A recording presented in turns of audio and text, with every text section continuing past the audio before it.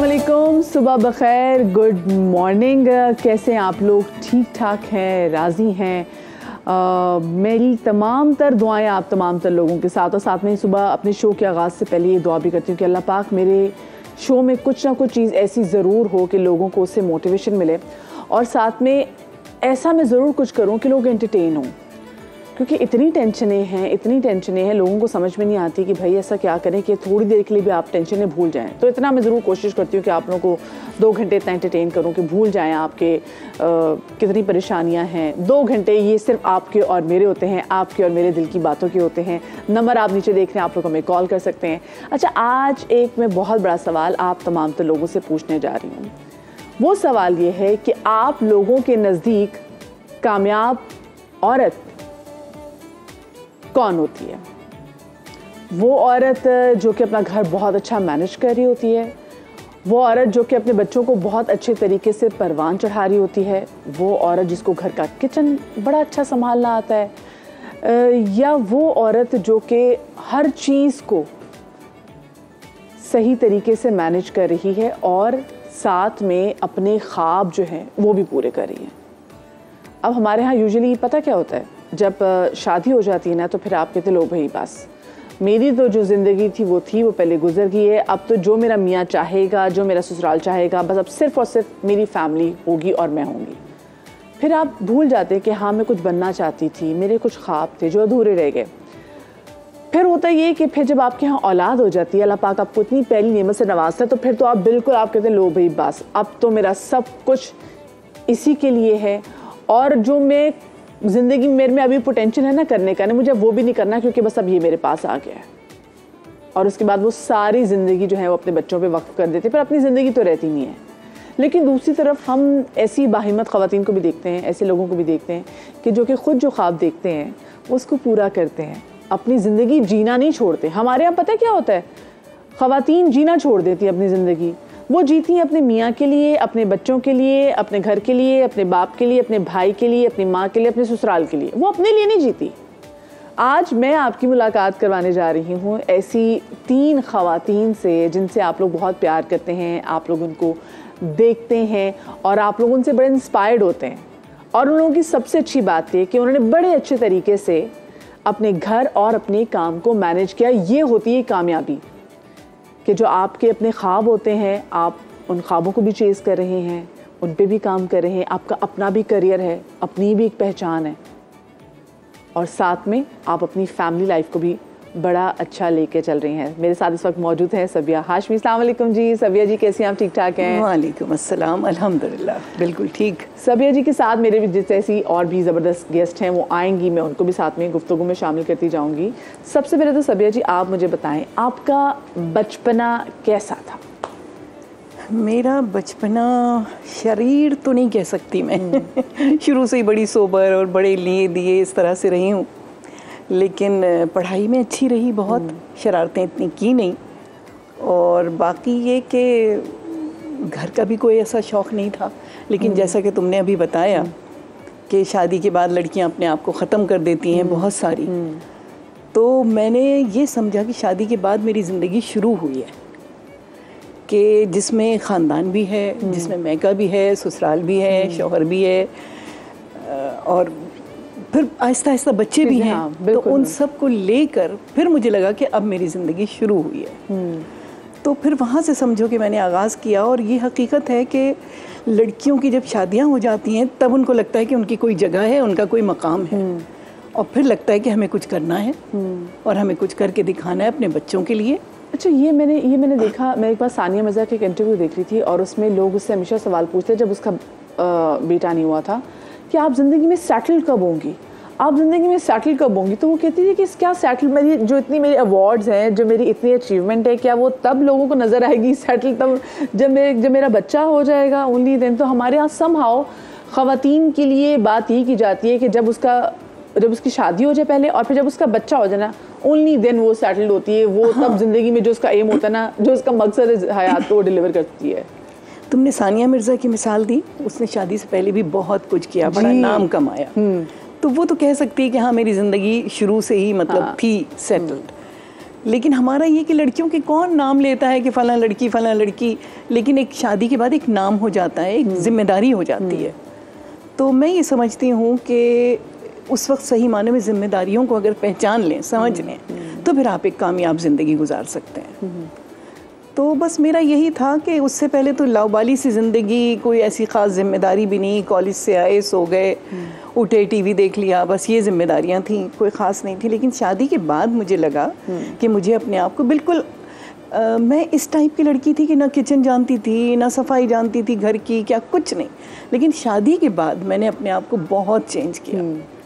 तो जिम्मेदारियां जब सर पे पड़ती हैं तो उठाई जाती हैं, और कुछ लड़कियां बड़ी खुश असलूबी से निभा लेती हैं और कुछ मजबूरी से निभाती हैं।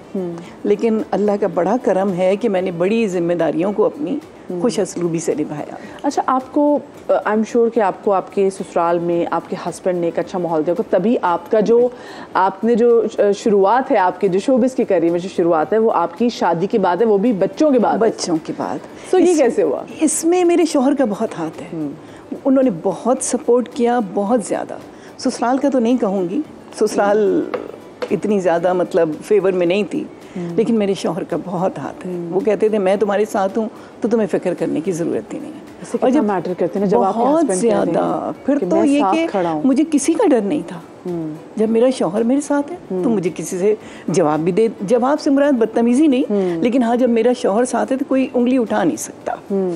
तो बस इस तरह से मैं, अल्लाह ताला ने कामयाबियों के रास्ते खोलता रहा अल्लाह ताला, और फिर आज यहाँ तुम्हारे साथ बैठी हुई हूँ। तो मुझे बताएं सबिया, बच्चे कितना प्राउड फील करते हैं कि हमारी माँ आज किसी मकाम पे खड़ी है, उसका अपना नाम है, उसको ये नहीं कह रही कि वो इस शख्स की बेटी है, ये वो इस शख्स की बीवी है, वो खुद उसका अपना एक नाम है। बिल्कुल। इसकी बड़ी छोटी सी मिसाल दूँ। अभी मैं गई हुई थी, ट्रिप पर गई हुई थी, तो जिस होटल में ठहरे तो वहाँ ज़ाहिर है कि अब जान पहचान तो हो ही जाती है, पहचानते हैं लोग। तो बेटे के पास आया कि आप अपना रिव्यू दें होटल के बारे में। अम्मी से कर लें अम्मी को सब जानते हैं। फिर जब उसने देखा तो खुशी खुशी आया। फिर उसके बाद उनके पेज पे भी, हाँ ये है कि शुरू में बच्चे ये कहते थे कि जहाँ जाओ अम्मी मसरूफ़ हो जाती हैं, जो काम करने जाते हैं वो रह जाता है। अब ये कि वो इस चीज़ के आदी हो गए, तो ये होता है कि कोने में खड़े हो जाते हैं, अगर मेरे साथ कहीं जाए आप निमट लें सबसे। अच्छा, वैसे आप अब फ़र्क क्या देखती हैं कि आपकी अम्मी ने जैसे आपकी तरबियत की थी, और क्या वैसे ही आपने अपने बच्चों की तरबियत की उसी ढंग से? मैंने कोशिश तो बहुत की है, और उस ज़माने में मैं समझती हूँ कि इतना पढ़ा लिखा दौर नहीं था जितनी माएँ अब की पढ़ी लिखी हैं या हमारे जनरेशन की। तो हमने थोड़ा सा उनसे बढ़कर करने की कोशिश की, और अल्हम्दुलिल्लाह मैंने जिस वक्त अपना ये काम शुरू किया, जो पूरे दिन का होता है तुम्हें पता है, बहुत ही टायरिंग। जी। तो जब बच्चे छोटे थे तो मैं इतना ज़्यादा ये नहीं कर पाती थी, तो मैंने बच्चों के साथ स्कूल में जॉब की। अच्छा, आपने बच्चों स्कूल में बच्चों के साथ कि खुद लेके ज़्यादा सारा टाइम दें बच्चों को। तो सुबह साथ लेके जाती थी, साथ लेकर आती थी, और फिर वो घर को भी टाइम मिल जाता था और बच्चों को भी मिल जाता था। तो उस वक्त मैंने बहुत कोशिश की।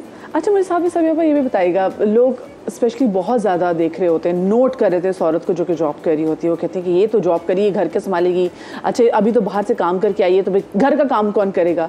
तो वो औरत जो कि जॉब कर रही होती है ना, वो ज़्यादा काम करती है, वो डबल काम करती है, बहुत ज़्यादा। उसको प्रूव भी लोगों को करना पड़ता है कि नहीं मैं मैनेज कर सकती हूँ। घर मेरा वैसा ही है, हाँ, मतलब बेहतरीन घर भी चल रहा है और बाहर भी हम बेहतरीन कर रहे हैं। तो जब आप घर आती थी बच्चों के लिए, फिर खाना बनाती थी या घर में खाना पकाया मिलता था? बिल्कुल भी नहीं, मैं खुद बनाती थी। ससुराल वालों ने खाना तैयार करके रखा है कि नहीं आ रही है? नहीं, मैं खुद ही बनाती थी खाना। हाँ, ये ज़रूर होता था कि रोटी पकाने वाली आ जाती थी, तो बाकी खाना मैं खुद ही बनाती थी।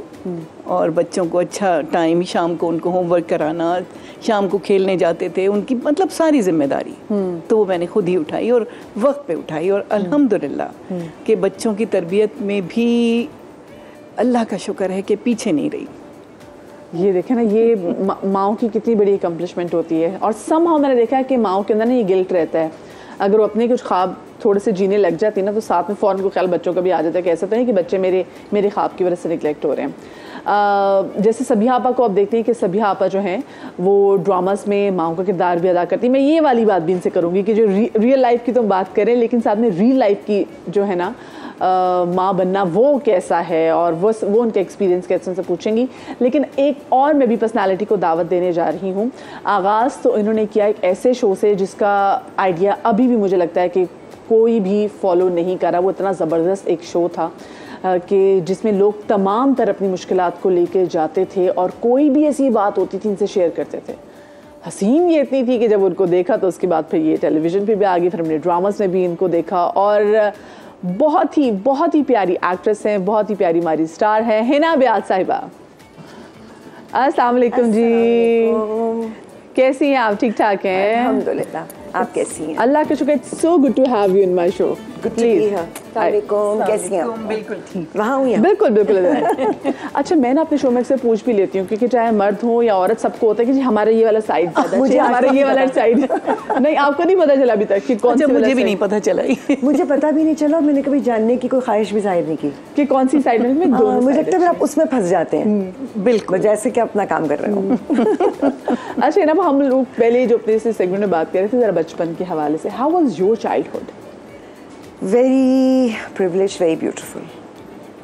क्योंकि आई थिंक अगर आपको ऐसा माहौल मिले जहाँ पर मेरे वालिद आर्मी में थे, मेरी अलीगढ़ से पढ़े थे, मेरी वालदा श्रीनगर से आई थी, तो आई थिंक उन्होंने बहुत कम उम्री में बहुत कुछ खोया, जो एक बच्चे के लिए बहुत ट्रॉमेटिक भी होता है, लेकिन उसमें आपकी ग्रोथ भी बहुत होती है। तो अम्मी कहा करती थी कि मैं 8 से 18 की हो गई थी एक साल में, क्योंकि इतना कुछ देखा, इतना कुछ देखने का मौका मिला।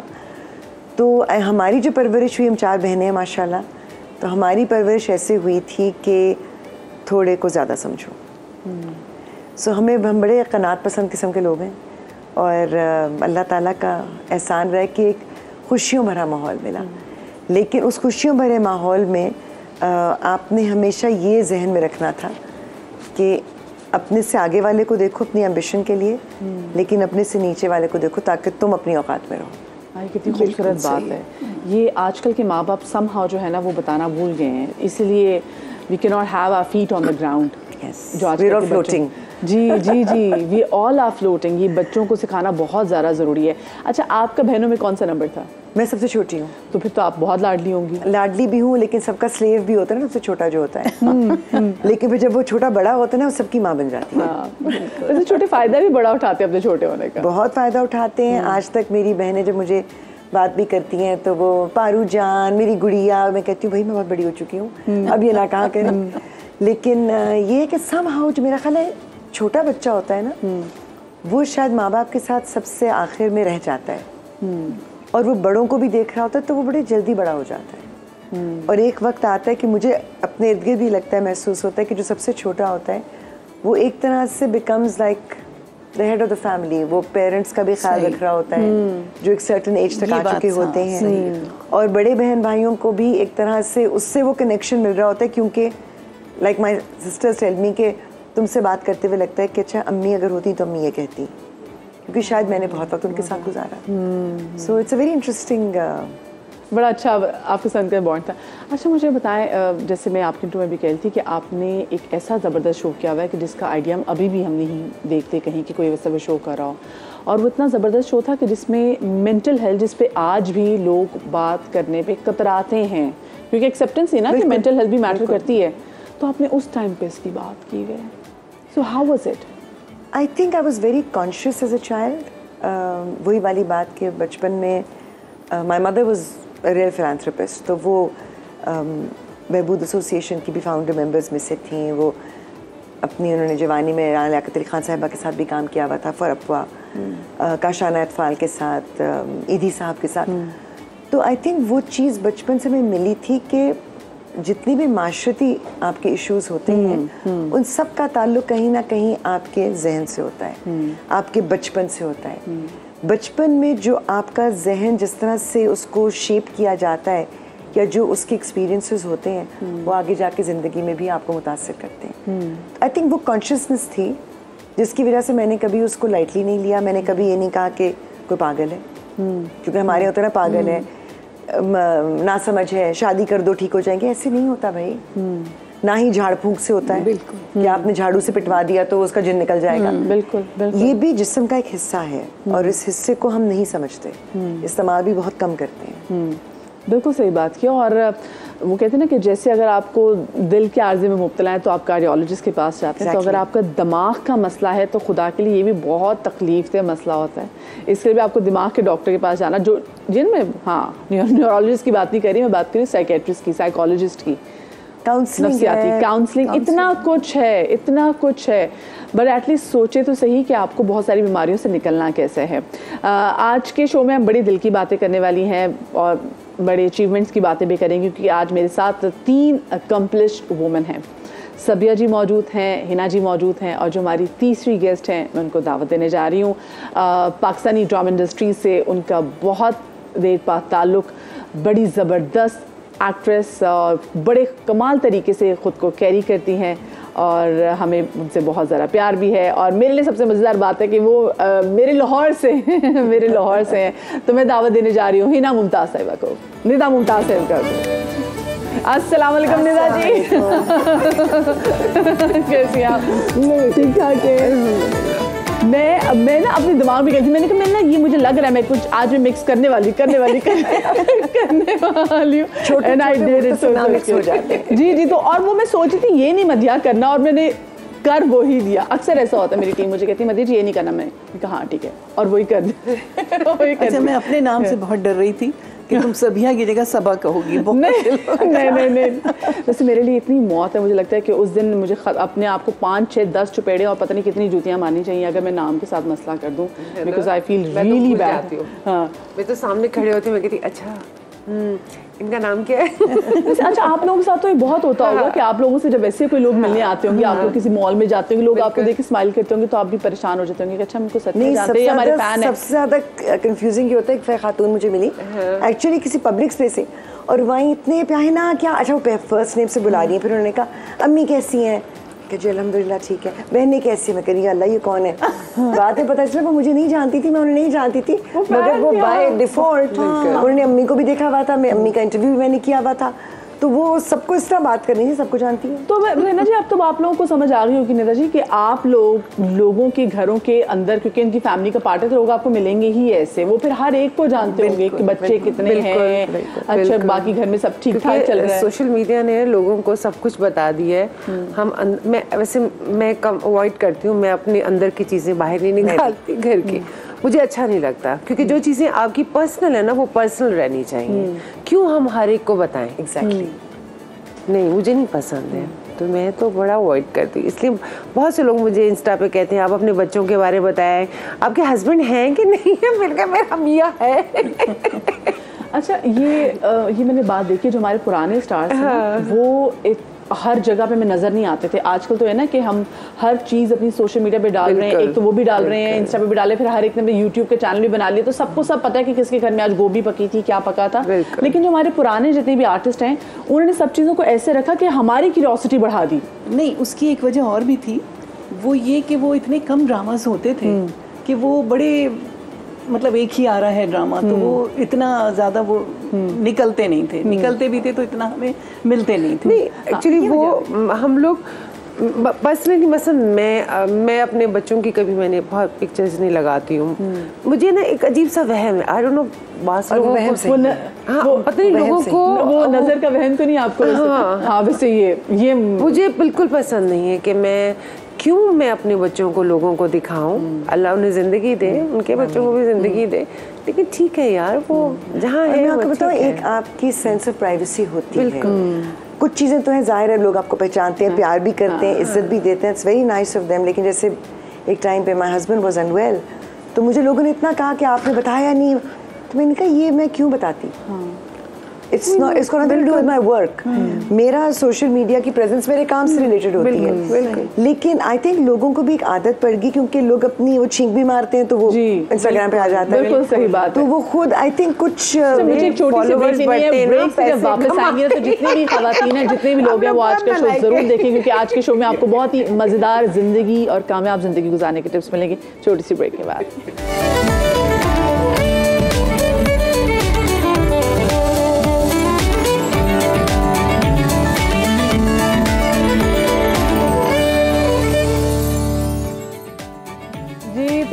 Back after the break. हमारे साथ सबिहा हाशमी साहिबा मौजूद हैं, हमारे साथ हिना बियास साहिबा मौजूद है, हमारे साथ निदा मुमताज़ मौजूद हैं। और आज इन 3 अकम्पलिश्ड वुमेन से मैं नुस्खा टोटका जानना चाहूँगी कि किस तरीके से घर की लाइफ को और इन्होंने अपने करियर को बहुत अच्छे तरीके से साथ साथ मैनेज किया है। देखिए, कामयाबी ये नहीं है कि आपके बच्चे बहुत अच्छा पल गए, बिल्कुल यकीन माने माँ बनने के बाद मुझे भी पता चला है कि जी असल खुशी क्या होती है कि बच्चे का पेट भरा तो उससे बड़ी खुशी कोई नहीं होती। लेकिन अगर मैं अकम्पलिशमेंट की बात करूँ तो इसमें मेरी अपनी अकम्पलिशमेंट भी तो आ जाती है कि क्या मैंने अपना आप तो नहीं छोड़ दिया। ख़वातीन छोड़ देती हैं यूजुअली बच्चा पैदा होने के बाद, शादी के बाद उनके अपने ख्वाब ख़त्म हो जाते हैं, लेकिन ये वो ख़वातीन हैं जिन्होंने अपना नाम बनाया अपनी शादी के बाद, हर नेक नाम कमाया उन्होंने। अच्छा, मैं जब आपसे बात पूछना चाहूँगी, आपकी तो वालदा भी जो थी वो भी सलमा जी, वो भी उनका भी ताल्लुक फील्ड से ही था। और यूजुअली होता है ये लोग कहते हैं कि जो वर्किंग वुमेन है ना वो किस तरह से जो है अपने घर वालों की अच्छी तरबियत कर सकते होंगे, वो ये नहीं जानते कि वो ज़्यादा प्रैक्टिकल लाइफ में होती हैं, वो ज़्यादा अच्छे तरीके से मैनेज करती हैं जी, क्योंकि उनको फिक्र होती है कि मैं अपने हस्बैंड के लिए ये करके जाऊंगी, मैं अपने बच्चों के लिए ये बना के जाऊंगी, क्योंकि मुझे मेरी टाइमिंग ये है तो मुझे वापस आना है। वो डबल काम कर रही है और वो डबल काम मेहनत कर रही होती है, वो अपने बच्चों को भी देख रही होती है, अपने घर को भी देख रही होती है, सब चीज़ें देख रही होती है। तो आपकी अम्मी ने फिर जब आपको परवान चढ़ाते हुए किन किन चीज़ों का ज़्यादा ख्याल रखा और आपकी तरबियत उन्होंने कैसी की? अम्मा घर को पूरा टाइम देती थी, पूरा। इवन वो सुबह में उठ के, मुझे अभी तक याद है जब उन्होंने काम छोड़ दिया था, जो उनकी एज भी हो गई थी ना, तब भी वो सुबह ठीक 7 बजे उनके खाने बने हुए होते थे किचन में। इतनी ऑर्गेनाइज्ड थी। और हम लोग जब अब उनको देख के फिर हम लोगों ने भी वैसे किया। अब मेरा भी यही होता है कि शूट से जाने से पहले एक चीज़ मैं ज़रूर घर में बना के जाती हूँ। अच्छा, आप खुद बनाती हैं? मैं खुद बनाती हूँ, मैं कुकिंग करती हूँ। मुझे कुकिंग का वैसे भी शौक है, मुझे अच्छा लगता है कि मैं, जैसे बच्चे आए हुए होते हैं, छुट्टियों में आए हुए होते हैं, तो मैं उनके लिए उनकी पसंद की कोई ना कोई डिश बना के जाती हूँ, क्योंकि सब काम आप आपके मुलाजिम तो नहीं कर सकते ना, कुछ हक हमारा भी है ना, माँ का भी है ना। और खाना से माँ के हाथ का अच्छा लगता है। और वो जो माँ का टेस्ट बच्चों को मिला हुआ होता है, वो तरसते हैं कि नहीं हमारे लिए आप ही बनाए। अब मेरा छोटा वाला तो बहुत ही ज़्यादा वो है ना, वो तो कहता है कि बस रोटी भी अगर उसका बस में हो तो मैं रोटी भी बना के जाऊँ। तो शायद वो उसके टेस्ट और आता है ना, जो माँ के हाथ की बनी हुई चीज़ होती है। तो अच्छा, मुझे वैसे ये आप तीनों से एक सवाल करना है। मैं सभी आई स्टार्ट फ्रॉम यू। अपनी ज़िंदगी के फैसले करने में आप कितनी खुद मुख्तार थी? आपकी अम्मा अब्बा ने आपको कितनी स्पेस दी थी? अच्छा, हिना साहिबा की तरह मैं भी सबसे छोटी हूँ घर की, तो मैंने अपने आप को कभी इस काबिल समझा ही नहीं कि मैं खुद अपने डिसीजंस लूँ। लेकिन शादी के बाद एकदम से इतना चेंज आया ज़िंदगी में कि मुझे ही सब कुछ करना है, तो फिर उसके बाद कॉन्फिडेंस भी आया और फिर ये कि फ़ैसले भी लेने लगी। शादी का डिसीजन आपका अपना था या आपकी अरेंज मैरिज थी? बिल्कुल भी अरेंज मैरिज नहीं थी मेरा। वहीं से मेरे अपने देखिए ये वहीं से शुरू हुए मेरे अपने डिसीजन शादी से। कहाँ मिले आपको आपके हस्बैंड? कहाँ मिले, अब इतनी तफसील में जाओगी तो चले ना, मुख्तसरन बता दे कहाँ मिले थे। मशरकी, देखे ना हम क्या करें, जितनी भी मॉडर्न हो जाए तो दिल से मशरकी। और दूसरे ही कि अब इस एज में आ गए कि अब अच्छा नहीं लगता उन बातों को दोहराना। कोई बात नहीं, पोते पोतियों को भी नहीं देखे ना, बड़ा ब्राइट है तो आपके लिए। बताओ कि मैं हमेशा देखती हूँ कि when I see an elderly couple specially कि बुजुर्ग हैं और माशाल्लाह दोनों अगर हयात है और एक दूसरे का साथ है और वो मोहब्बत है, तो मैं कहती हूँ कितना अल्लाह का एहसान है लोगों पर। एक नया गोल आप सेट करते हैं, इतनी जिंदगी गुजारने के बावजूद एक साथ रहने के साथ अभी तक इनमें ये मोहब्बत कायम है। तो I think it's an achievement. आप शर्मा क्यों रही है? और मोहब्बत फेड थोड़ी हो जाती। अब बताएं। मेरा सोफा इधर आ गया। भाई वो मेरी फ्रेंड थी, उनके देवर थे। अच्छा, वो शादी भी देखा होगा कहीं, फ्रेंड की शादी में फिर वो जब ढोलक बजा रही होंगी आपकी। बिल्कुल सो टिपिकल। वही टिपिकल स्टोरी। नहीं, टिपिकल स्टोरी नहीं, लेकिन टिपिकल खूबसूरत स्टोरी। बस फिर वहाँ से शुरू हो गया सिलसिला और फिर उसके बाद वहाँ पे मुझे बताया राब्ता कैसे हुआ? उस वक्त मोबाइल फोन तो थे नहीं, उस वक्त राब्ता कैसे हुआ? मोबाइल तो थे ही। उन्होंने पर्ची पे नंबर लिख के दिया, क्या हुआ? नंबर कहाँ, मोबाइल कहाँ थे उस वक्त? खाने में सालन डालते हुए आपको भी एक्स्ट्रा बोटी डाल दी। हाँ, कुछ इसी तरह की, हाँ इसी तरह की कहानियाँ होती थी उस वक्त। तो बस यही कि लगता था कि हाँ कोई देख रहा है।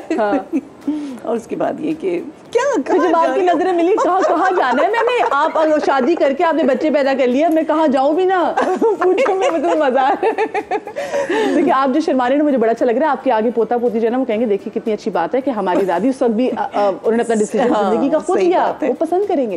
अच्छा फिर उन्होंने अप्रोच किया कैसे? अप्रोच किया पहले तो ज़ाहिर है मुझसे ही कहा, फिर अच्छा कमाल की बात ये देखो कि शादी जैसे कहते हैं ना कि ऊपर जोड़े लिखे होते हैं, मैंने कभी घर में कोई जिद नहीं की इस चीज़ की कि मुझे शादी यहीं करना है, लेकिन वो खुद ब खुद पता नहीं कैसे रास्ते बनते चले गए और वो शादी खुद ब खुद हो गई। खुद समझने लगे सब घर वाले कि इसी से करना है इसे, जबकि मैंने अपने मुँह से कुछ नहीं कहा। कुछ में तो उन्होंने कॉल की, फिर घर वाले कॉल किया, उनके माँ बाप आए, बहन आई और बस सब आराम से हो गया, आराम कोई फड्डा नहीं हुआ? थोड़ा सा हुआ। अच्छा क्या हुआ? थोड़ा सा हुआ क्या फड्डा हुआ?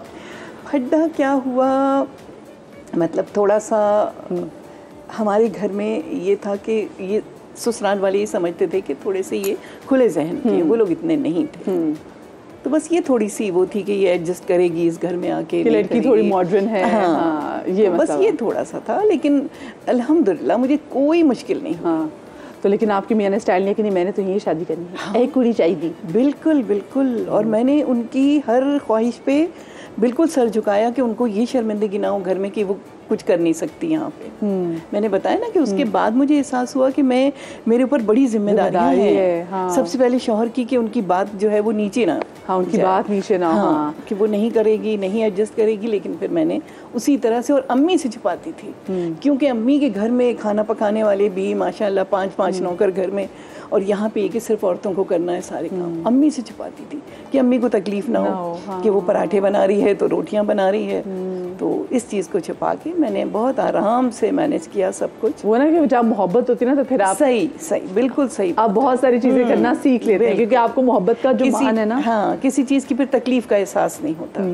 ये आजकल की लड़कियों को ना ये बात ज़रा ज़हन में रखनी चाहिए कि अगर आपकी मोहब्बत की शादी हो तो मियाँ का मान सलामत रखें। नहीं मोहब्बत की ना भी हो, हाँ हाँ, तब भी ये कि इन बातों का ख्याल रखना चाहिए, वही जिंदगी का साथी है। लव मैरिज में ये होता है ना कि सारा कुछ आप ही ने करना है, जिम्मेदारी है, सारे दुख आपने सहने, हम तो कह रहे थे। लेकिन I think it's not just लड़की, आई थिंक लड़का हो लड़की हो, ये वो रिश्ता है जो ताली दो हाथ से ही बजती है। बिल्कुल। तो जहाँ पर अगर आपकी लव मैरिज है या नहीं है, मैरिज तो है ना, तो कम से कम एक दूसरे का सहारा तो बने, एक दूसरे की सपोर्ट तो बने। ये भी मुझे लगता है कि आजकल क्योंकि बहुत कमी है इस चीज़ की। जिस ज़माने में हम रह रहे हैं, आपकी बेसिक जो पहले लग्जरीज होती थी वो अब ज़रूरियात बन गई हैं। अगर आपने बच्चों को अच्छे स्कूल में भी पढ़ाना है या आपने जो भी कुछ करना है, एक अच्छी निस्बतन बेहतर जिंदगी गुजारनी है, लाइफ इज एक्सपेंसिव, तो मियाँ बीवी अगर दोनों काम कर रहे हैं तो इसमें कोई बुराई नहीं है, कोई आर नहीं महसूस करना चाहिए कि आप एक दूसरे को सपोर्ट करें। बिल्कुल। थोड़ा घर में भी हेल्प कर दें, अगर बीवी भी थकी आ रही घर आ रही है ना, उस और पर फिर भी मैं कहूँगी लड़कियों को ये याद रखना चाहिए प्राइमरी रिस्पॉन्सिबिलिटी आपकी है। बिल्कुल बिल्कुल ऐसे ही, घर की प्राइमरी रिस्पॉन्सिबिलिटी औरत की होती है, लेकिन मर्द को भी चाहिए हाथ बटा दे। हाँ मर्द को भी चाहिए। अच्छा मैं अपने बेटों से कहती हूँ, डांट के कहती हूँ कि वो कर रही है तो जाओ तुम साथ करो। ऐसी सास ख़वातीन हजरात, लड़कियों अगर आपकी शादी नहीं दुआ करें आपको ऐसी सास जो कि एटलीस्ट आपकी मियाँ को डांटेगी तो सही ना कि चलो बीबी का हाथ ये बटाओ। कमेंट्स मुझे बहुत मिलते हैं कि अल्लाह ताला हमें ऐसी सास दे दे। आपके पास मेरे 2 ही बेटे थे, होगी इनकी शादी, लेकिन बेटे खुश होते होंगे देखिए हमारी मांग कैसे दिन ब दिन बढ़ी। बहुएं खुश होती हैं इस बात से। बेटे तो क्या गेम खेल रहे हैं, अभी मुझे ये काम है, नहीं उठो तुम साथ करोगे। नहीं मेरी तो सास में कहती हूँ अल्लाह ताला उनको जन्नत नसीब करे, आमीन। वो तो लिटरली मेरी मियाँ की शामत आती थी, अगर मैं किसी और बात पे भी अपसेट हूँ या रो पड़ी हूँ कुछ हुआ, तुमने ही कुछ किया होगा वरना ऐसा क्यों सही है। मैंने कुछ नहीं किया, मैंने तो बात भी नहीं की, बट शी वुड से नहीं तुमने ही कुछ किया होगा। नवा आप कितनी इंडिपेंडेंट थी अपने ज़िंदगी के अहम डिसीजंस लेने में? आई थिंक हम सबको बहनों को अम्मी अब्बू ने काफ़ी इस तरह से फ्रीडम दी थी कि कई बड़ी वेल डिफाइंड लाइंस थी और उनके आगे आपने नहीं जाना था। जैसे अम्मी कहा करती थी बेटा अब इस उम्र तक हमने आपको सिखा दिया, आप 16 साल के हो गए, बिल्कुल जितना अम्मी अब्बू बता सकते थे बता दिया, आप इसके बाद जो भी चीज़ करने लगो, जो भी डिसीजन लेने लगो ज़िंदगी में, 1 सेकंड के लिए रुक कर सोचना कि अम्मी से झूठ तो नहीं बोलना पड़ेगा और अब्बू शर्मिंदा तो नहीं होंगे, बस। बहुत अच्छी बात। ये लाइंस डिफाइंड है। तो उसमें आई थिंक आप इतनी रिस्पॉन्सिबिलिटी बच्चे को ही दे देते हैं बिल्कुल कि उसको वो जिम्मेदारी फिर निभानी पड़ती है। वो ट्रस्ट का जो फैक्टर है ना उसको निभाना पड़ता है। फिर आप ये नहीं कर सकते कि चोरी छुपे कुछ कर लिया, कि नहीं अगर अम्मी को पता चलेगा तो उनका दिल दुखेगा, अबू शर्मिंदा होंगे। तो आई थिंक वो बड़ा एक I used to call my parents liberal conservatives, कि थॉट प्रोसेस बहुत लिबरल था लेकिन वैल्यूज़ बहुत कंजर्वेटिव थी। तो आई थिंक वो आपके लिए एक अच्छा बैलेंस रहता है। और शादी में भी मुझे लगता है कि जैसे आप कह रही हैं ना कि मैं तो कहती हूँ I married my best friend. Allah ताला ने बहुत करम किया मुझ पर। We were very good friends, और इस हद तक कि मेरा ख्याल है मैंने उनको कहा, मैंने कहा आपको लगता होगा कि यही मुझे बर्दाश्त कर सकती है जिससे दोस्ती है, तो इसलिए आपने मुझसे शादी कर ली।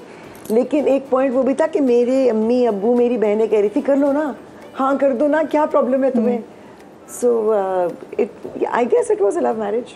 और चलिए इस पे आते हैं। और अभी मुझे निदा आपसे भी एग्जैक्टली सेम सवाल करना है, लेकिन मुझे एक छोटी सी ब्रेक लेनी है। क्या करूँ जी, मजबूरी है। छोटी सी ब्रेक के बाद मिलते हैं।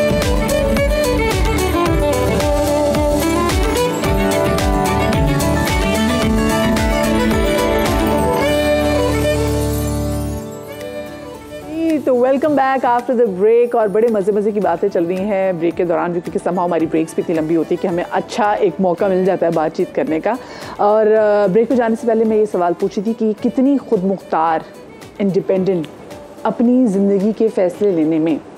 तो निदा आपा आपसे मैं नहीं पूछ सकी कि आप कितनी खुद मुख्तार थी, कि आपने जिस फील्ड का चुनाव करना है वो उसमें आप खुद मुख्तार थी, शादी करने में आप खुद मुख्तार थी। यार क्योंकि मेरी फैमिली में बैकग्राउंड ऐसा था ना, अम्मा काम कर रही थी, सब लोग कर रही थी। हाँ। तो बचपन से हम लोगों ने इसी माहौल में आँख खोली, और उस वक्त वो माहौल बहुत अच्छा था। मोहम्मद अली, वहीद मुराद, इन सबको बचपन से देखा हम लोगों ने, जिस तरीके से वो काम करते थे, ओहो सोच है आपकी, बड़े प्यारे लोग थे। अम्मा ने थोड़ा सा शोर तो मचाया था कि मत करो अभी तुम। मेरा इत्तेफाक है, मुझे कोई शौक़ नहीं था। मैं अम्मा को पीटीवी का कुछ कर रही थी, तो निसार अंकल उस वक्त वो जीएम थे पीटीवी लाहौर के, तो मैं उनके साथ ऐसे ही गई। तो मुझे वो ग्लासेस लगाते हैं, देख के मुझे कहते कुड़ी काम क्यों नहीं कर रही। अच्छा मैं उस वक्त बहुत छोटी थी। मैंने कहा नहीं भाई मुझे नहीं काम वाम करना। मैंने कहा ये आप मुझे कहाँ ले आई हैं। मैं कहा मुझे नहीं काम करना। नहीं, उन्होंने फ़ौरन किसी प्रोड्यूसर को बुलाया और उन्होंने कहा कि बस इसका ऑडिशन लो और आप इसको वो लॉन्ग प्ले करवाएं। और मुझे उन्होंने हीरोइन बना दिया। पूरे स्टूडियो में एक वावेला मच गया। कहाँ लोग बेचारी इतनी मेहनतें करके आते थे, तब जाके उनको मिलते थे, लॉन्ग प्ले मिलते थे या सीरियल मिलते थे। और मैं गई और उन्होंने यूँ देख के उन्होंने अनु टीवी कराओ, चलो जी। और फिरदौस जमाल मेरे साथ हीरो, सोचें आप। उसमें वो थी सरवत सब, और मैं बीच में एक नया पीस जिसको कुछ पता ही नहीं है। ये तो पता था कि कैमरे के कॉन्शियस मैं नहीं थी, कुछ भी नहीं था, लेकिन फिर भी इतने बड़े बड़े स्टार्स, इट्स वेरी ओवरवेलमिंग। आप उनके साथ कैसे एक्टिंग कर सकते। लेकिन उन्होंने फिर मैंने वो किया। लेकिन वो आपका अपना डिसीजन था, आपने खुद। हाँ, मैंने कहा ठीक है कर लेते हैं, क्या है ये भी तो एक ट्राई करना चाहिए ना आपको। फिर मैंने आई थिंक मैंने मूवीज़ उसके बाद 2-3 साल के बाद मूवीज़ भी की थी। वो मुझे शौक था, लेकिन मेरा शौक वो बीच में रह गया क्योंकि मुझे डांस नहीं आता था। बस मैं हीरोइन नहीं बन सकती थी। हाँ, तो हीरोइन के लिए तो वाकई डांस चाहिए था, थोड़ी सी मोटी लंबी चौड़ी, और मैं वो नहीं थी। तो बस फिर मैंने मूवीज़ भी छोड़ दी। मैंने कहा नहीं ये भी मेरे बस में नहीं है। मुझे डांस करना आता था, लेकिन अनफॉर्चुनेटली जब मैं ड्रामों में आई तो उन्होंने फ़ौरन कहा फलां की माँ बन जाए। ये तो 35 साल में हम माँ बन गए। अच्छा, तो ये मुझे बड़े बड़े बच्चों की ये कैसा लगता है कि आप जब कोई ऐसा रोल साइन करने जा रहे हो और आप देख रहे हैं कि भाई ये जो मेरी बेटी है ये तो मुझसे खुद 1 साल ही छोटी है, ये मुझ जितनी ही है। पता है अब आई थिंक चेंज आ गया। अब मैं देख रही हूँ कि ऐसे स्क्रिप्ट्स मुझे नजर आ रही हैं जहाँ पर हमारी अब जो एक्टर्स माशाल्लाह देर almost 40 late 30s to 40s में हैं, उनके लीड रोल्स हैं। लेकिन हमारे साथ ये होता है 35 साल के आप फलां की माँ हैं। जी बिल्कुल। And that's a fact, that's the irony as well. So अब मैं देखती हूँ कि नहीं, अब बल्कि अब मुझे कई दफ़ा लगता है कि थोड़ी सी मिसकास्टिंग भी होती है। कुछ ड्रामे ऐसे मैं देखती हूँ जहाँ पर वो लड़की जो है she is a college student, या वो लड़की जो है वो दिखा रहे क्लास 9 की बच्ची है, या वो लड़का जो है वो कॉलेज का स्टूडेंट है। अब आपको पता है कि ये लोग कम से कम 40 के आसपास हैं। बिल्कुल। If not more. वो फिजिकली और आपके चेहरे पे ना एक मैच्योरिटी होती है, बिल्कुल वो फिर बिलीवेबल नहीं लगता ही नहीं। सो अब मुझे लगता है कि उल्टा हो रहा है कि अब एक्चुअली उनको एक सर्टन, और अगेन आई वुड से कि आप वो कैरेक्टर्स ही नहीं लिखते जो उस एज ग्रुप की नुमाइंदगी कर सकते हैं। तो फिर आप या अपनी उम्र से ज़्यादा बड़े कर रहे होते हैं या अपनी उम्र से छोटे कर रहे होते हैं। लेकिन आपको नहीं लगता कि हम औरतों को, स्पेशली जो हमारी आर्टिस्ट हैं, उनको हम एज में लाके फंसा देते हैं कि अगर उनकी 30 आपको लगे जिनकी 30 साल उम्र होगी तो बस ये तो बुढ़ी होगी। और मैं बड़े बड़े एक्टर्स को देखती हूँ जो कि एहतराम नहीं कर पाते, वो बड़े आराम से एज शेम कर रहे होते हैं, लेकिन वहीं भी हम देख रहे होते हैं कि और हमारे बहुत सारे मेल एक्टर्स भी हैं जिनको मैं अपने बचपन से देख रही हूँ, वो हीरो आ रहे हैं, वो आज भी हीरो हैं और वो उनका आगे भी 5-6 साल तक मिलने का प्लान नहीं है। आप ये सोचिए ना, मैंने 17 साल का गैप दिया। मेरे बच्चे जब पैदा हुए छोटे थे तो मैंने कहा मुझे काम नहीं करना, ये बड़े हो जाएंगे देन मैं उसके बाद काम करूँगी। आयशा जब मुझे A लेवल में गई तब मैंने स्टार्ट किया काम करना। और आप सोचिए जो मेरे साथ हीरो आते थे वो मुझे कि आपा, उनको शर्म करो यार, तुम तो मुझे आपा ना कहो। नहीं, वो आदत बन गई ना, वो अपने आप को छोटा कि जी हम तो अभी निप्पल लेके पैदा हुए और ऐसे लोगों की भी दादी बन गई हूँ जो मुझसे 1-2 साल बड़े ही हैं। सही कह रही हैं बेटे, सही कह रही हैं। फिर जब उनसे सवाल करो तो ये होता है कि कहाँ से लाएं 90 साल की दादी। तो मतलब जो एक्टिंग भी कर ले और कैमरा भी फेस कर ले। मतलब मैं कहती हूँ सबको बताइए, मैं हुमायूं की माँ भी बनी हुई हूँ। क्यों? क्योंकि और उसमें हम हंसते भी बहुत थे, लेकिन वो कैरेक्टर इतना पावरफुल था कि वो आज भी इतने सालों के बाद, बल्कि हम लोग इतना हंसते हैं कि लोग भूल गए हैं कि हुमायूं से मेरा बेटा बना था, ये था भी। लोगों को वो ड्रामा मेरे उस कैरेक्टर के नाम की वजह से भी याद है। तो वो एक वंस इन अ वाइल्ड चीज़ होती है, एंड एज एन एक्टर आप करते हैं वो चीज़ें। मगर जो मैं आपको बताऊं ऑनेस्टली, प्रोफेशनली शायद मेरी जर्नी जो थी वो प्रोफेशनली और तरह से थी। तो मैंने हमेशा ये सीखा कि जो हमारे सीनियर्स भी थे, हम आप करके नाम लेकर उनका वो करते थे। फिर एक वक्त आया कि हर कोई आपा आपा आपा आपा भाभी एंड आपा। तो मैंने कहा जी आई एम सॉरी, हम कोलीग्स हैं, मैं अपने से बड़ों को आपा नहीं कहती हूँ। मैं इनको किसी को भी नाम लाऊं, मैं जी का लफ्ज़ लगा देती हूँ। एक इज्जत आप देते हैं। ये जो आप रिश्ते बनाते हैं ना, उसमें फिर आप लिबर्टीज भी ले जाते हैं, एंड आई डोंट लाइक। बिल्कुल एक प्रोफेशनल एनवायरनमेंट को प्रोफेशनल रहना चाहिए, इसमें एज फैक्टर नहीं नहीं होना चाहिए। मैंने किसी को ये कहा, मैंने कहा मेरी अगर अम्मी काम कर रही हो और मैं उनके ऑफिस में जाऊंगी तो मैं अम्मी तो नहीं कहूँगी। वर्क एनवायरनमेंट में आप एक सर्टेन डेकोरम रखते हैं। बिल्कुल हाँ। मेरी भांजी मेरे साथ काम कर रही थी, वो घर पे मुझे खाला कहती है, वो सेट पे मुझे हिना जी कहती थी। बिकॉज वो फिर आपको माहौल वो रखना सही पड़ता है। बात, हाँ वो रखना पड़ता है। सो आई थिंक कुछ चीजें हमने प्रोफेशनली हैंडल नहीं की हैं। हमारे यहाँ नहीं है ना। एक चीज़ तो यहाँ पे सबिया ने तो वो स्टीरियोटाइप वो ब्रेक भी किया है, वो ये कि हमारे यहाँ जब औरत की एक तो शादी होती तब एक तो आप उसे थ्रेटन फील करना बंद कर देते हैं, आपको लगता है बस हो गया इसका काम। फिर जब उसका बच्चा पैदा होता है ना, फिर आप कहते हैं लो भाई ख़त्म इसका करियर। और इसकी वजह से मैंने देखा है कि हमारी बहुत सारी फीमेल एक्टर्स जो हैं वो शादी ही नहीं करती। उनको लगता है कि हमने शादी कर ली, हमारा करियर ख़त्म हो जाएगा। लेकिन अब हमने देखा कि आयजा ने, जैसे मैं इकरा को भी देखती हूँ, तो वो बच्चे के साथ साथ भी काम करें। लोगों के अंदर भी एक्सेप्टेंस, शुक्र है फाइनली पैदा हो गई है। हाँ कि हम हिरा को भी देखते हैं, जो हिरा मानी कि भाई बच्चों के साथ वो आई ना, बिल्कुल, तो वो काम करिए। तो आपको नहीं लगता कि लोग यहाँ पे और साथ में आसपास के लोग भी ज्यादती कर देते हैं कि अगर उसकी शादी हो जाए, उसका बच्चा हो जाए, फिर लोग एक्सपेक्ट करते हैं बस अब तो घर की हो जाए। हाँ, नहीं बिल्कुल ऐसा नहीं होना चाहिए। लेकिन एक सर्टेन एज है जिसमें बच्चे को माँ की ज़रूरत होती है, तो वो वक्त माँ को ज़रूर देना चाहिए बच्चों को। शायद तुम्हें ये जानकर हैरत हो कि जिस ज़माने में कंप्यूटर आया तो हर आने वाली चीज़ के साथ ये होता है कि वो अच्छी भी है बुरी भी है, तो दोनों चीज़ें साथ साथ चलती हैं। तो यकीन करो कि मेरे बच्चे बड़े थे, मैं रात 2-2:30 बजे तक अगर वो काम कर रहे हैं तो मैं उनके साथ रहती थी कि उनको ये ना हो कोई गलत काम ना कर लें। तो मैंने अपने बच्चों को यहाँ तक मतलब देखा है कि जहाँ पे माँ की ज़रूरत है कि वो जब अच्छा और बुरा सीख लेते हैं, फिर उसके बाद वही हिना वाली बात कि फिर हमें पता चल जाता है कि ये हमारी लाइन है। तो मैंने वहाँ तक ज़रूरत होती है माँ को अच्छा और बुरा बताने की। तो वो अगर माँ उतना वक्त दे दे, इतनी जिम्मेदारी पूरी कर दे, तो फिर मेरे ख्याल से आगे कोई मसले नहीं होंगे। सही। अच्छा, ये आजकल मुझे बताएं, हम मैं डिफरेंट यूट्यूब चैनल्स पे देख रही हूँ और कुछ टीवी चैनल्स पे भी देख रही हूँ कि हर ड्रामों पे ना एक पंचायत आके बैठ जाती है और उसके बाद फिर उस पर कॉमेंट करती है। So do you agree with it? आपको लगता है कि ये सही है? देखिए, एक तो चीज़ है कि आप अनफॉर्चुनेटली सोशल मीडिया का कुछ कहते हैं नेगेटिव्स एंड पॉजिटिव्स होते हैं। एक पॉजिटिव ये है कि लोगों को एक आवाज़ मिल गई है, एक प्लेटफॉर्म मिल गया। लेकिन नेगेटिव ये कि उस प्लेटफॉर्म को इस्तेमाल किस तरह करना है, वो नहीं करना। ज़रूरी तो नहीं कि आपकी आवाज़ सुनने के काबिल भी हो। और अगर आप किसी के काम को जज कर रहे हैं, पहले आप खुद इतने अहल तो हों कि जज कर सकें।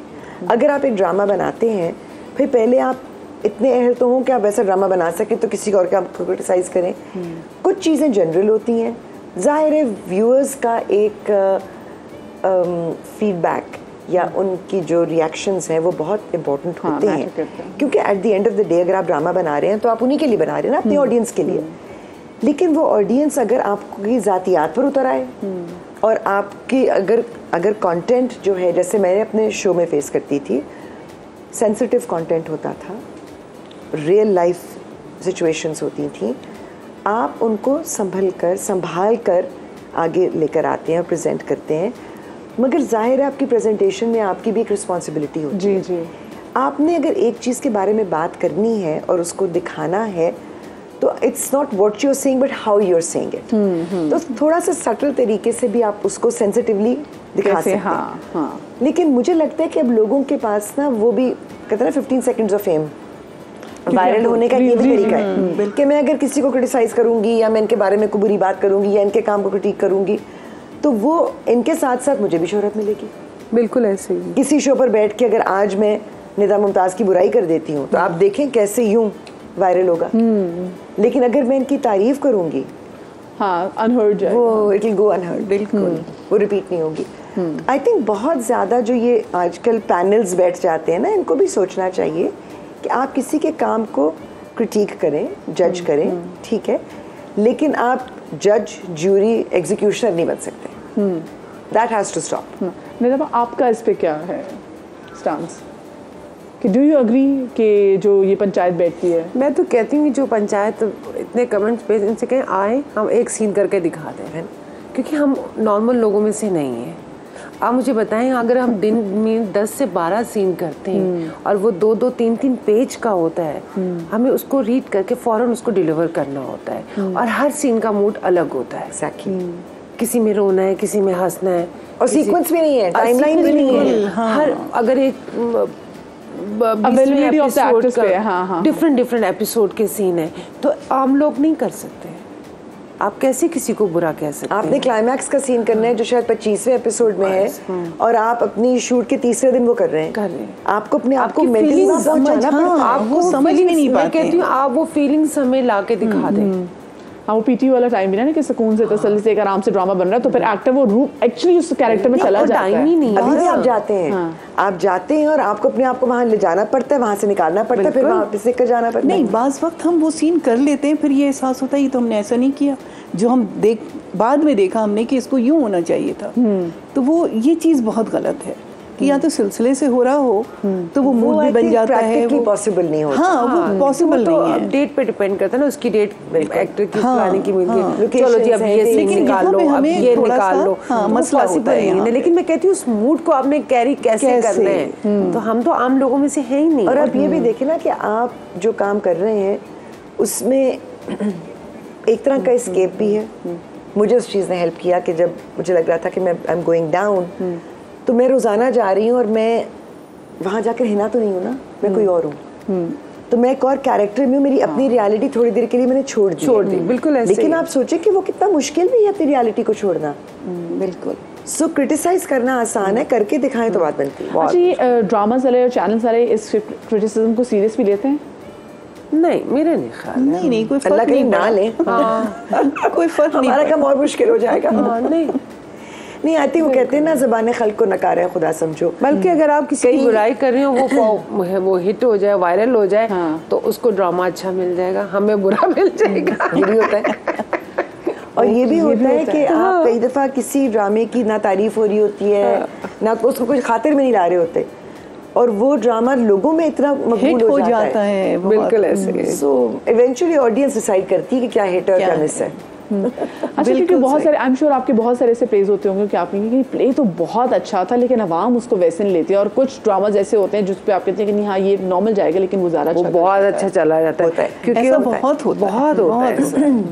हम लोग जिस पे इतनी मेहनत करते हैं हम कहते हैं यार ये तो बहुत अच्छा जाएगा, इसकी वार्डरोब, इसका ये, और वो उतना ही ठोस, और जिसपे कोई ध्यान नहीं होता हम कहते हैं बस ठीक है यार चलो काम करो जल्दी करो। मेहनत लेकिन हर जगह होती है, मेहनत हर जगह होती है। मेरी ममानी अल्लाह जन्नत नसीब करे, वो कहा करती थी, कभी बहुत इमोशनल हो जाती थी, कोई फिल्म देख हम क्या बकवास फिल्म है, क्या स्टूपिड, ऐसे मत क्या करो, ऐसे मत बोला करो, क्यों?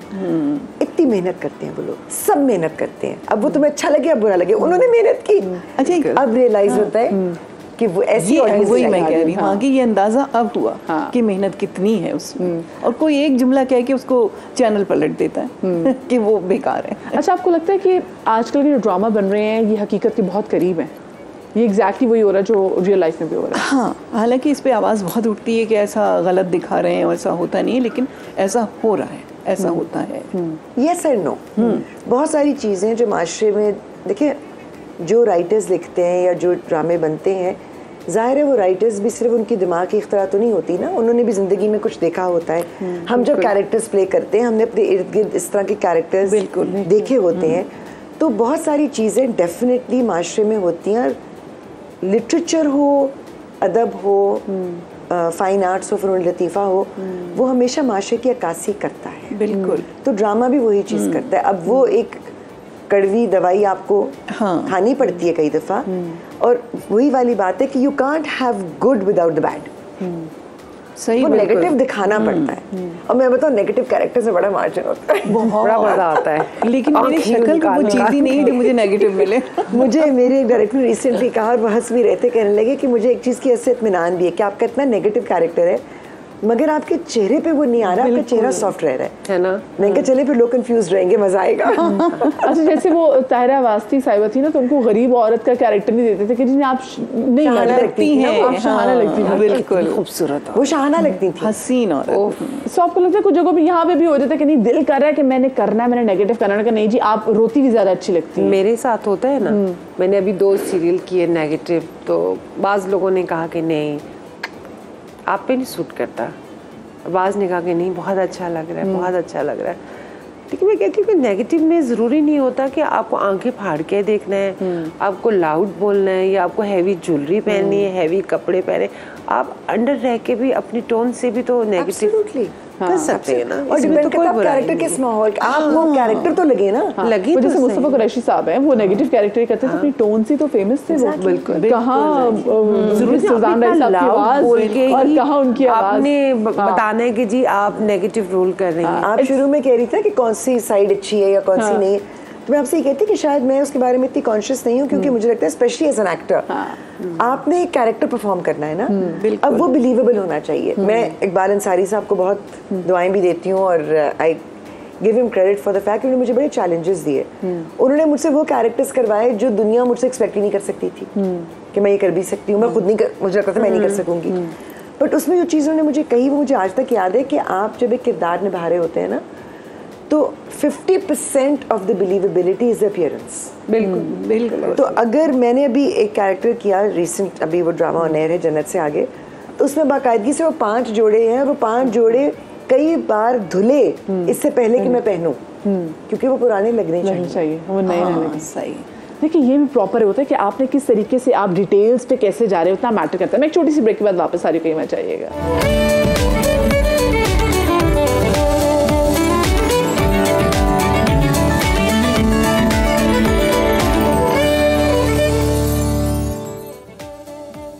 जी तो welcome back after the break. और आज हमारी बहुत सारी बातें चल रही हैं, आज हमारे पास डिस्कस करने को बहुत कुछ है, लेकिन क्या करें जी, शो का हमारे पास थोड़ा टाइम कम है। एक मैं सवाल इनसे ज़रूर पूछना चाहती हूँ, क्योंकि ये लोग किरदार अदा करती हैं माँओं का। सो ऐसे कौन से आपके साथ मद्दे मुकाबले आपकी हीरो या हीरोइन जो आपकी बेटी बनी हो, जिसके साथ आपने बड़ा अच्छा वाइब किया और आपको लगा हो कि यार इससे तो मेरे बच्चे वाली वाइब्स आ रही हैं? अच्छा मदिया, मैं तुम्हें एक बात बताऊं, माँ का लफ्ज़ इतना खूबसूरत है कि अगर कोई माँ कह देता है तो यकीन करो वो मेरे दिल से बहुत करीब हो जाता है। चाहे वो हमारी वो रिलेशनशिप ना हो, सिर्फ वो ड्रामे की हद तक ही हो, लेकिन वो जब माँ कह देता है तो वो बस मुझसे बहुत करीब होता है। इसलिए इस रिश्ते की खूबसूरती को तो मैं क्या बयान करूँ, अल्फाज नहीं है मेरे पास। तो जितने मेरे बच्चे हैं, हज़ारों, वो सब मेरे बच्चे हैं जिन्होंने भी आपके साथ जिन्होंने भी मुझे माँ कह दिया। हाँ, लेकिन कुछ होता है ना कि आप उनके साथ जब काम कर रहे थे तो आप एक्चुअली से ऐसे कनेक्ट करते हैं, जैसे हम कहते हैं जी सोल सिबलिंग्स। तो आई एम श्योर कुछ ना कोई ऐसा ज़रूर होता होगा जिनको आपके सोचते हैं कि यार ये मेरा सोल किड है। मेरा है उस्मान खालिद भट्ट। अच्छा। ओबी के साथ जब पहली बार भी काम किया था तो एक इंस्टेंट कनेक्शन था। और वो अजीब सी बात ये थी कि वो बहुत सारे लोग कहते हैं कि मेरी शक्ल उसकी अम्मी से मिलती है। उसने मुझे खुद कहा कि आपकी शक्ल मेरी आईज, जी जी बिल्कुल। फ्रेंच। मैंने कहा ये कैसे हो सकता है भाई। लेकिन जब मैंने उनकी तस्वीरें देखी मैं खुद थोड़ी देर के लिए परेशान हो गई। लेकिन उसके साथ इतना प्यारा कनेक्शन है कि हम बात करें ना करें, महीनों गुजर जाएं। बहुत अंडररेटेड एक्टर है वो somehow। वो actually he is my family, वो मेरा बच्चा है। अच्छा, और इनके अलावा फीमेल एक्ट्रेसेस में से किससे आप बहुत अच्छा कनेक्ट करती हैं? मदीहा इमाम, वो मुझे बहुत प्यारी है। She is very very dear to me. Again she is again like family to me. वैसे तो ये है कि वो, बल्कि माहिरा हमेशा हसीना के है ना, जिनकी आप लोगों से, जो आपके दोस्त हैं ना, आपके बच्चे बन के आ जाते हैं। सो माहिरा से, सनम सईद से, इन लोगों से एक अलग तरह के कुछ फैमिली टर्म्स भी हैं, तो पुरानी रिलेशनशिप है। लेकिन हाँ, अगर कोई अपना बच्चा लगता है तो I think it's Madiha and Usman. आपकी किससे अच्छी वाइब मैच करती है? मेरी सबके साथ हो जाती है, क्योंकि मुझे लेकिन कोई एक जो फेवरेट हो जिसके साथ एक्चुअली मजा आता है? आप सब लड़ेंगे आपस में, मुझसे लड़ाइयाँ करेंगे। आई थिंक स्क्रीन तो सबके साथ बड़ा अच्छा होता है। हाँ, नहीं मतलब मुझे नीलम मुनीर, उसके साथ मैंने दो सीरियल किए। उसके साथ मेरी बड़ी अच्छी बॉन्डिंग थी और हम लोग बहुत मज़े से काम करते थे। और इवन आज भी अभी जो नए बच्चे भी काम करें, पहले तो मैं उनको दोस्त बनाती हूँ ताकि मैं भी कंफर्टेबल रहूँ, वो भी कंफर्टेबल रहें, क्योंकि वो लोग मुझसे डरते हैं।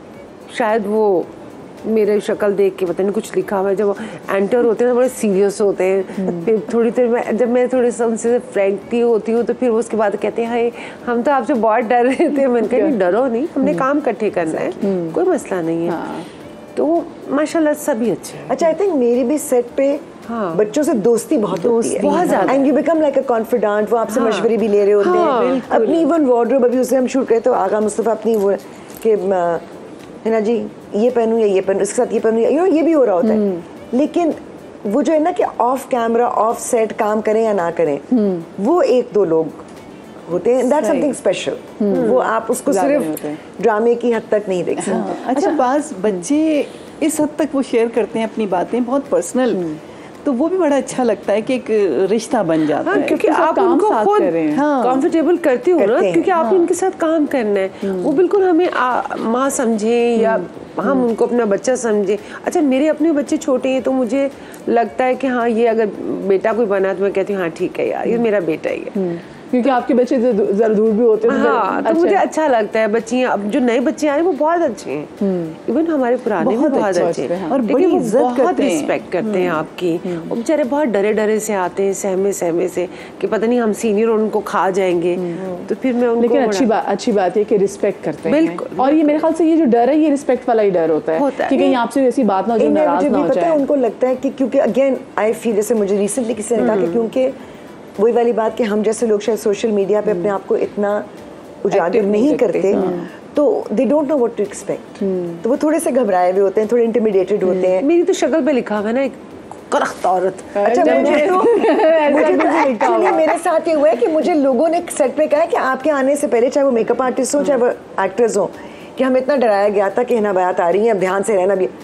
मैंने कहा क्या मैं खा जाऊंगी किसी को? लेकिन the point is I am very particular about certain things. एक तमीज बदतमीजी नहीं बर्दाश्त होती, बिल्कुल ऐसे ही, और झूठ नहीं बर्दाश्त होता। बस दो चीजें, और वो दोनों चीजें अगर आप करेंगे तो फिर कहीं ना कहीं तो मसला होगा। सो आई थिंक वो इस तरह की चीजें, you want to work professionally, आप टाइम पर आते हैं। मुझे उन लोगों के साथ नहीं काम करना जो दूसरों को बिठाकर लेट आते हैं। बिल्कुल, this is very disrespectful and it is not a license anyone should have। और आके भी शोर मचाते हैं। हाँ, पहले हमारा सीन करें जी आप, बस मैं आ गया हूँ। पहले चाहे कोई भी हो, पहले तो खाण नू दो, ठीक है।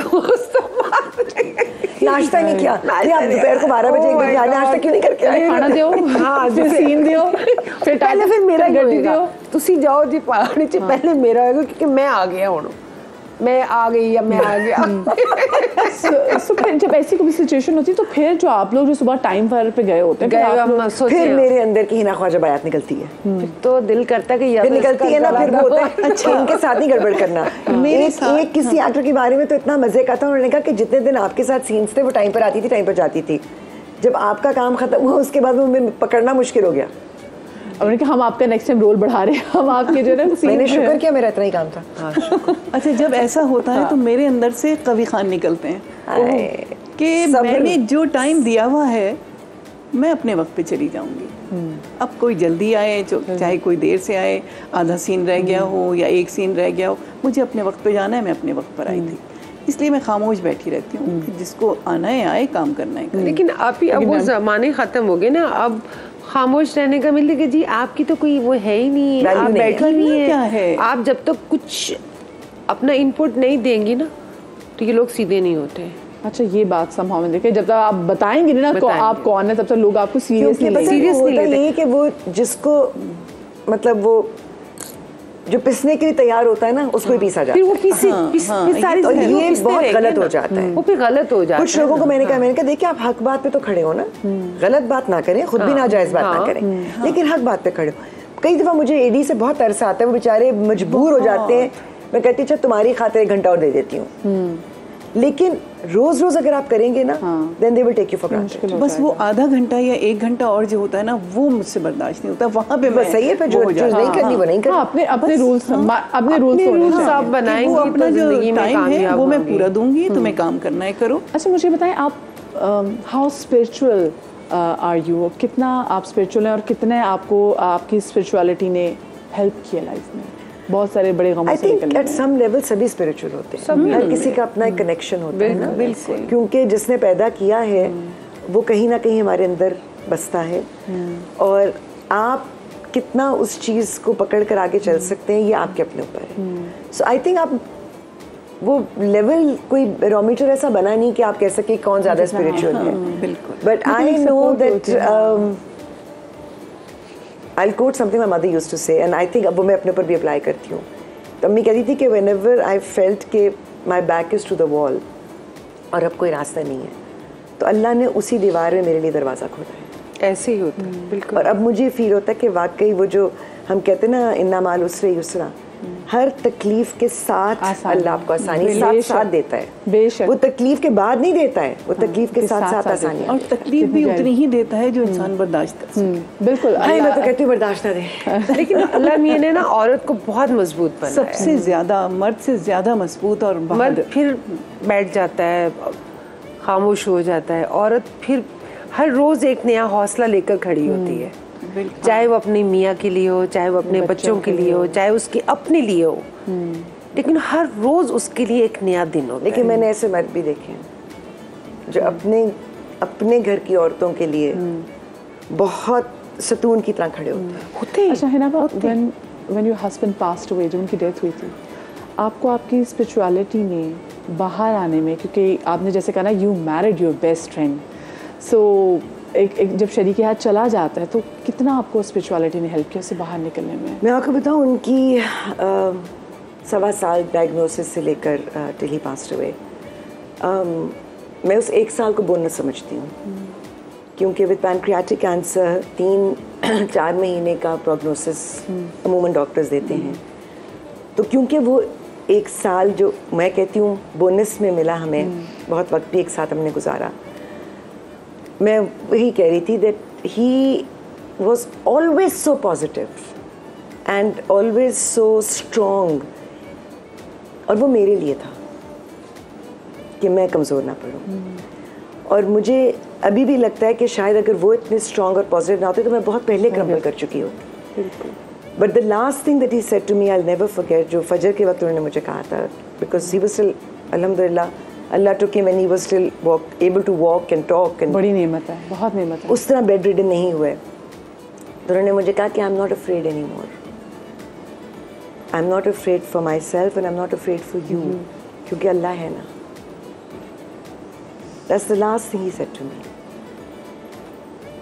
So मुझे लगता है कि वो मैं आप कहें कि मैं उस चीज़ से निकली ही नहीं निकली, मुझे नहीं पता मैं कहाँ हूँ, लेकिन आई थिंक कि वो अल्लाह है ना, बिल्कुल हमेशा से और हमेशा रहेगा। नहीं, और वक्त बहुत बड़ा मरहम है कि जिस वक्त ये हादसा होता है नहीं है जिस वक्त ये हादसा, आपको बात बताऊँ, ये हम समझते हैं क्योंकि आपको शायद आप उस चीज़ से जीना आ जाता है, जीना वही बात, लेकिन ये तकलीफ कम नहीं होती, वो मरहम रख के वो हील नहीं होता है, हीलिंग नहीं होती है, आप सिर्फ जीना सीख जाते हैं। वही बात, क्योंकि मैंने कल अपनी बहन से कहा, मैंने कहा मैं कई दफ़ा सोचती हूँ कि पता नहीं मुझे कितना जीना है, लाइक मुझे तो नहीं पता मेरी कितनी ज़िंदगी है, लेकिन एक चीज़ अम्मी से सीखी थी कि जितनी ज़िंदगी लिखी है अल्लाह ने, वो सब्र के साथ नहीं, शुक्र के साथ जीना सीखो। आप शुक्र के साथ जिए, सब्र तो आ ही जाता है, लेकिन ये होता है कि आप सोचते हैं कि एक एक दिन आपको लगता है कि बेहतर होता जाएगा, बेहतर नहीं होता, वो लोनलीनेस बढ़ती जाती है,